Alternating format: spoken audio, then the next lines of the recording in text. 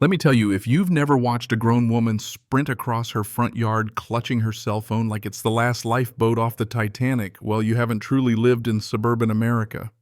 That was my welcome to Larks Meadows, Deborah Calloway, HOA president and self-appointed border patrol of our little cul-de-sac. Shrieking ice, I'm calling ice loud enough to rattle the window panes.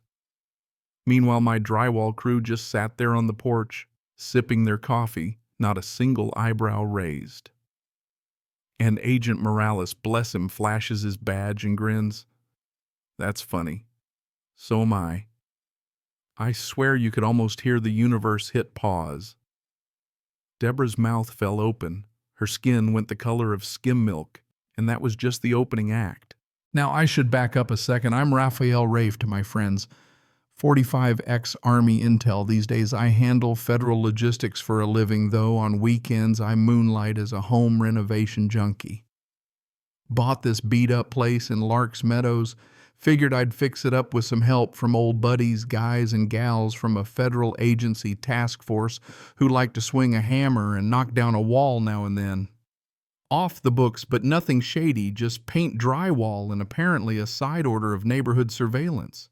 See, in Larks Meadows, conformity isn't just a suggestion, it's an art form. Lawns trimmed within 1/8 of an inch, mailboxes, all the same regulation black garden gnomes banned by city ordinance. But nothing says Stepford quite like Deborah, who had binoculars at every window and could recite your license plate by heart. She once accused the pizza guy of being an undercover operative just because his name tag said Mike, but he looked Mediterranean. Yeah, that happened. So the first morning, my crew showed up in boots speaking Spanish and laughing in the sun. I could see Deborah's brain working overtime, like she was rewinding an old detective show in her head, trying to connect dots that didn't exist. She kicked things off, slow. Photos snapped from behind the curtains, anonymous HOA complaints about unlicensed contractors, and my personal favorite yelling alto across the street in the most mangled gringo Spanish you've ever heard. My crew thought it was comedy gold. Agent Vasquez said it sounded like she was ordering takeout with a sinus infection. But you know how these things go, the harassment just built up layer by layer. Next, Deborah starts timing my crew's lunch breaks with a stopwatch, swear to God, claiming they were loitering on American soil beyond regulation hours. She even demanded to know why they were eating foreign food in a zone for American meals only. Torres almost snorted his soda when she asked if his burrito had contraband spices that indicate cartel involvement. The woman started slipping notes under my door, typed out in Comic Sans, "We speak English in Larks Meadows." This isn't Tijuana. I will not tolerate undocumented labor on my cul-de-sac. Like a racist fortune cookie, but less insightful. Pretty soon she's leaving fake ICE business cards in my mailbox with little notes. "We're watching, and your neighbors are concerned patriots." She goes and installs a Ring doorbell pointed straight at my driveway, then launches a Facebook group called Lark Security Watch, filling it with blurry photos of my crew captioned, "Suspicious individuals, verify before you trust." The only person who replied was Mrs. Patterson, from 3 houses down Deborah. That's Raphael's drywall guys. They put up our ceiling fan last week. Bless you, Mrs. Patterson. But the tipping point. She started following my workers to lunch, literally tailed them in her Range Rover. Morales told me she stormed up to the local taco truck, demanded to see the owner's immigration papers, and threatened to call the health department about foreign cooking practices. Carlos, the taco guy, is a retired Navy vet, by the way. He told her in both English and Spanish where she could shove her concerns. Later, she parks her SUV sideways, blocks our van, and proclaims, "ICE has been notified." My guys just laughed, shaking their heads. I asked her real polite to move before she got cited for obstruction. She puffed up, "Good, I'll get cited for America." Vasquez leans in, whispers, "Sir, should we tell her we actually are ICE?" I mean, sometimes you just gotta let the comedy write itself. The next day, Deborah cranks the drama up to 11. She barges onto my property during lunch, filming us with her phone, shrieking, "Where are your visas? Where are your green cards? I demand documentation." I swear she was dressed for a suburban SWAT raid. Khaki vest, about 20 pockets, cargo pants, hiking boots. Morales, still covered in drywall dust, calmly pulls his badge. Federal Immigration Task Force, ma'am. You're interfering with a government agent. Want to go down for that? You could cut the silence with a spatula. Deborah's phone hits the lawn. She just stares. This is a setup. No, ma'am, Morales deadpans. This is drywall. But Deborah keeps going. She starts demanding proof of federal employment verification of business. Torres, who's been quietly mixing joint compound, stands up. Ma'am, I've documented federal crimes for 15 years. Want me to add obstruction of justice to your file? She blinks, actually asks what crimes.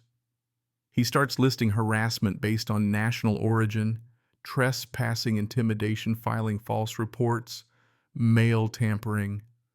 You could watch the realization dawn on her face like a rainbow melting in a thunderstorm. Every minute she spent protecting the neighborhood was actually a stack of potential federal offenses. Vasquez finishes her thought, professional competent like they know what they're doing. Yes, ma'am, that's generally what we aim for in federal service. That was when it all clicked. The crew weren't just friends helping me on weekends. They were part of a federal logistics training program in between deployments, and every single one of them was certified, documented, and very familiar with harassment laws. Turns out Vasquez had been taking notes in a black book recording every actionable behavior, the racial comments, trespasses, everything. I filed a complaint against Deborah for racial profiling, trespassing, and verbal assault. The HOA board, sick to death of her national security alerts, suspended her immediately. Apparently, she'd reported a Vietnamese family for bamboo espionage and once tried to have the Methodist Church investigated for suspicious bell patterns. Deborah got a visit from a real icy liaison and a DOJ civil rights officer, a tough-as-nails woman named Agent Kelly. They explained she was one complaint away from federal charges for harassment and intimidation. Agent Kelly told her federal agents don't appreciate being reported to their own agencies by civilians who can't tell the difference between a badge and a bottle opener. Filing false reports. That's a felony. Harassing federal employees up to 5 years in prison. Deborah tried to backpedal. I was just worried about property values, didn't mean any harm. But Agent Kelly whipped out a file thicker than a phone book, started reading, reported the mailman for suspicious routes, called the fire department about foreign smoke patterns at a barbecue, tried to inspect a Girl Scouts cookie inventory for contraband Thin Mints. It was a highlight reel of suburban paranoia. The neighborhood got wind of it quick. Lawn signs started popping up. My lawn crew is legal. Let freedom ring, but not Deborah's doorbell. Her kids vanished from sight. Her husband, who hadn't mowed a lawn in 20 years, was out there with a push mower, sweat beading on his forehead, looking over his shoulder like he was waiting for a drone strike. A week later, Mrs. Patterson Knox looks me in the eye, apologetic, says Raphael. We had no idea what Deborah was doing. The board voted she's out permanently. We're putting in new anti-harassment policies, too. She handed me a letter signed by every board member except Deborah. There was even a gift card for tacos tucked inside. Deborah's last stand. She tried to hold a neighborhood protection rally at the community center. 3 people showed up, her husband, her teenage son, and Mrs. Henderson, who thought it was a bake sale. Halfway through Deborah's rant about foreign infiltration, her son stood up and said, Mom, you're embarrassing us. They're literally federal agents. Even her husband nodded. After that, Deborah resigned from the board. The final straw was when she tried reporting my crew to Homeland Security and dialed the Department of Agriculture.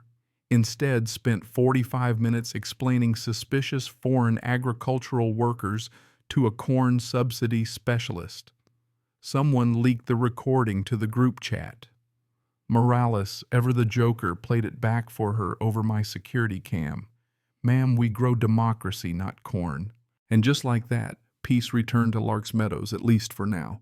The new board has a zero-tolerance policy for harassment. My crew gets free coffee at the taco truck for life. Deborah Wells, she's become a cautionary tale, the ghost of HOA, past lurking behind the curtains, but no longer calling the shots. So what do you think, was justice served, or did it go too far? Ever had a neighbor like Deborah? Let's hear your wildest HOA stories in the comments. Whose side are you on? And what would you do if your cul-de-sac turned into a federal sting?